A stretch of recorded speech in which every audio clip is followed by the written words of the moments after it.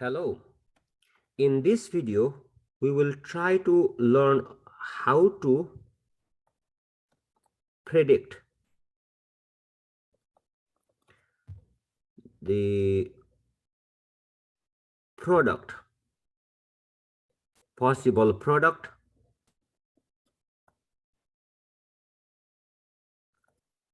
in reaction of alkene.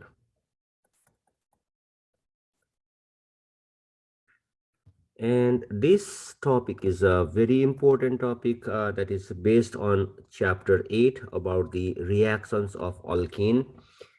First, to discuss with, let us bring one example of one unsymmetrical alkene, asymmetrical alkene, and let's take this as an example. Now we wanted to do the reaction, this reaction, you want on this alkene, we wanted to add water, addition of water. And as you know that addition of water can take place only in presence of acid, H2O and H plus, right? Now, when we add water across this double bond, hydrogen will be added to one carbon and OH group will be added to other carbon.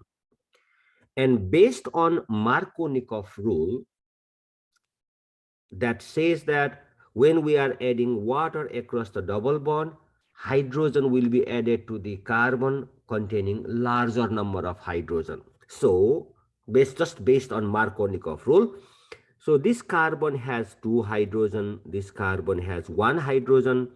Based on Markovnikov, if we think of the Markovnikov rule, the major product should be, the hydrogen should be added to the carbon containing two hydrogens. So this is where the hydrogen should be added, where there are two hydrogens, and this is where OH should be added.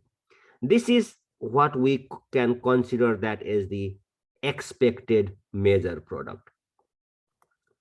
But however, in this scenario, you need to be a little bit careful.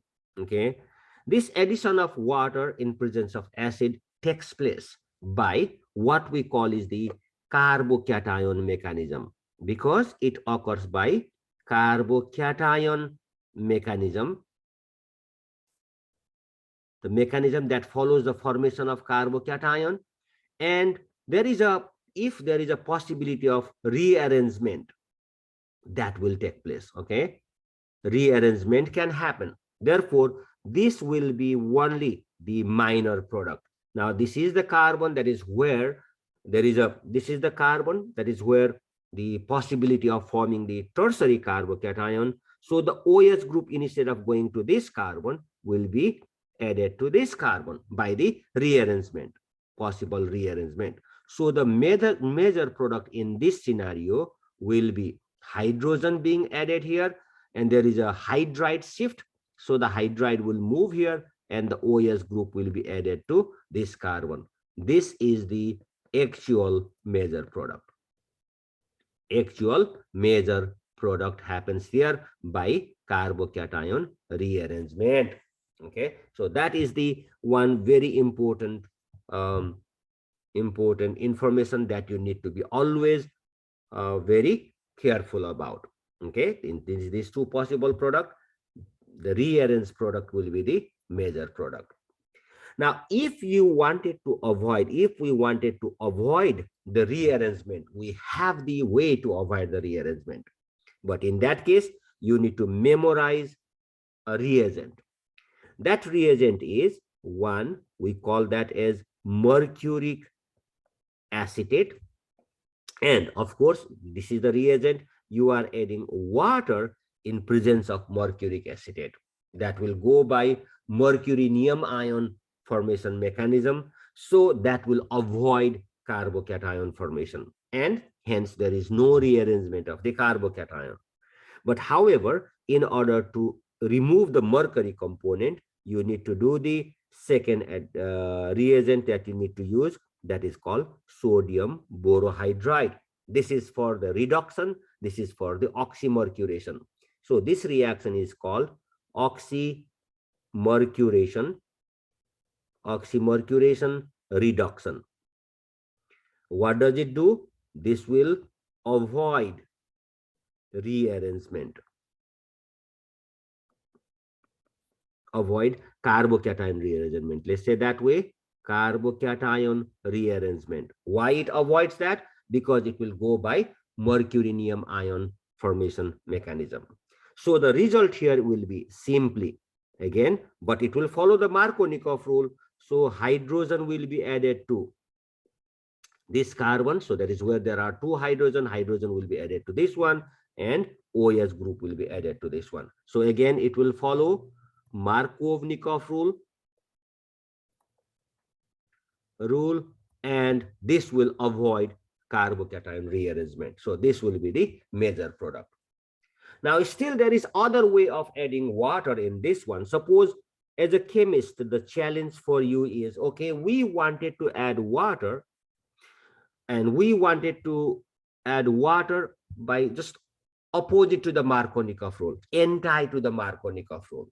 Okay, so how can we do that? So we wanted to add OH to the carbon containing larger number of hydrogen, and we wanted to add hydrogen to the carbon that has less number of hydrogen. So that is when there is other reaction. The reagent that you need to remember is number one, BH3, that is called boron. And by the way, the reaction takes place in presence of THF. The second reagent that you need for this part is the reaction takes place in basic condition. It is an oxidation reaction, so you need the oxidizing agent, that is hydrogen peroxide, and of course you are adding water. So these are the reagents that you need to use. And this reaction, because you are adding boron first, therefore it is called hydroboration.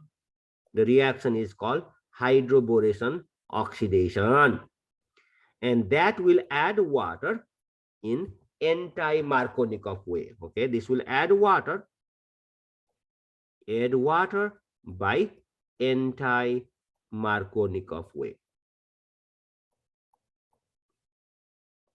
Anti-Markovnikov way. So what will be the product here? This here, and then you will add hydrogen to this carbon, and OH will be added to this carbon. So this is the anti-Markovnikov product. That is what will be obtained by hydroboration oxidation.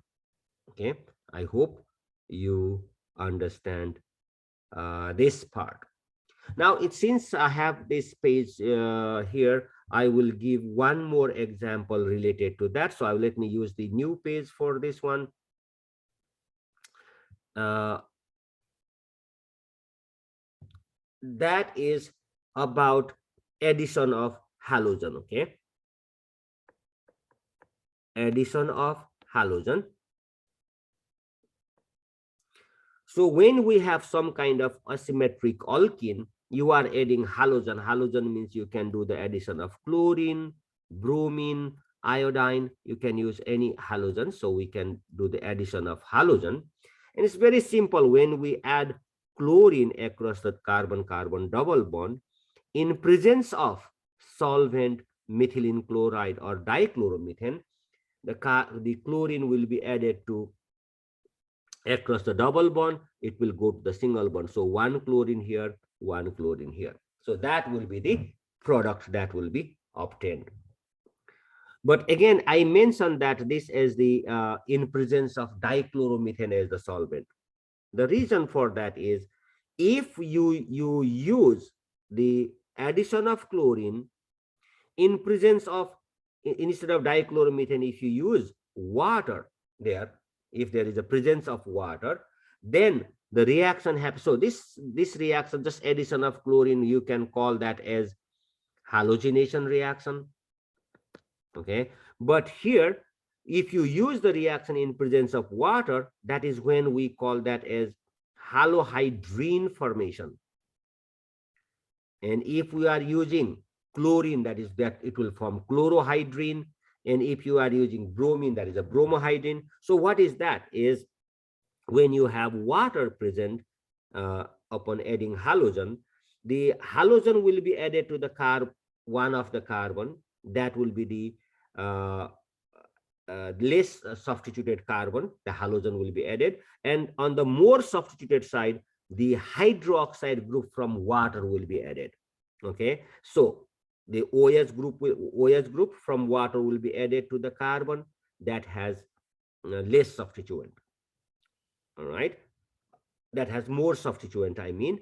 Okay, so on the other carbon, the halogen is added. So this one is what we call is chlorohydrin will form. This carbon has only one substituent and two hydrogen. That is where the chlorine is added. This carbon that has two substituents, only one hydrogen. So OH group will be added to the more substituted carbon. So that is what we call halohydrin formation.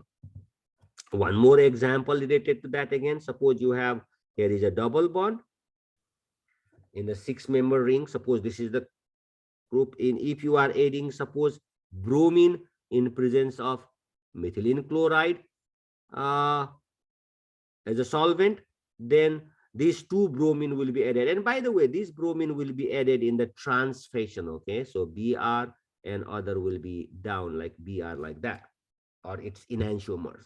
Okay, so that will be added. But if you do the same reaction in the bromine in presence of water, then what happens?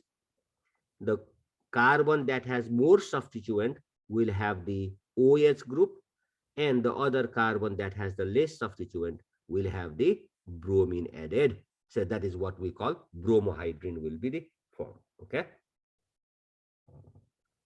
all right, so that will be the situation there. Okay, so this is like a, let me, sorry, bromohydrin will result. Okay, so this is other example that I wanted to give you. All right, I will stop this here, and maybe some more in other videos there. Okay, thank you.